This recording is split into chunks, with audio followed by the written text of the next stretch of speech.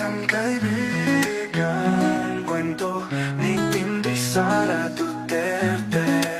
Siya ay sagana sa pagkain at kaibigan, at ang kanyang tahanan ay laging bukas para sa masasayang salo-salo. Kasama sila Uwak, Tikling, Kalapati, Loro at marami pang ibang ibon. Ngunit dumating ang isang bagyo, walang awa na sumira sa kanyang pugad. At lahat na meron si Quago, walang natira kundi ang kalungkutan at kagutuman. At tila pa ang mga kaibigan minsan ay kasama sa saya ay naglaho na parang bula. Sa kanyang pag-iisa, nagpapag ang kanyang damdamin sa kanyang sinabi. Isang araw, habang siya'y nagmumukmok sa ilalim ng kalbong puno, isang pamilyar na anino ang lumapit. Si Loro na may mga papak na kumikinang sa patak na ulan ay dumapo sa tabi ni Quago.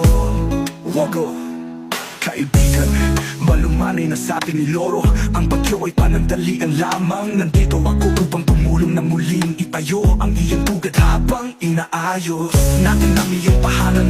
Bakit hindi ka muna sa akin tumuloy? Magkasama nating hihintayin ang muling pagyabong ng iyong mahal na puno ng mangga. Napuluha si Quago, hindi dahil sa kalungkutan kundi dahil sa pasasalamat. Lora niya, ikaw ay tunay na kaibigan. Ng pagkakaroon ng isang kaibigan sa panahon ng unos ay higit na mahalaga kaysa sa 1,000 kaibigan sa panahon ng kasiyahan. Ang sakit na nakahirapan, 2 ibon ang magkasamang nagtulungan.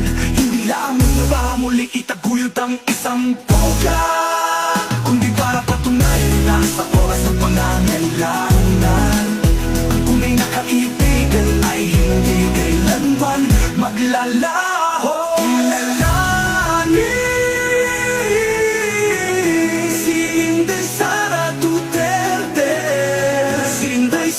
Ang ika-15 pangalawang Pangulo ng Pilipinas. Siya rin ay naging alkalde ng lungsod ng Davao at kalihim na kagawaran ng edukasyon. Siya ay isang tunay na kaibigan.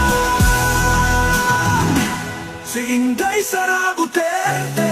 Si Inday Sara ang ika-15 pangalawang Pangulo ng Pilipinas. Siya rin ay naging alkalde ng lungsod ng Davao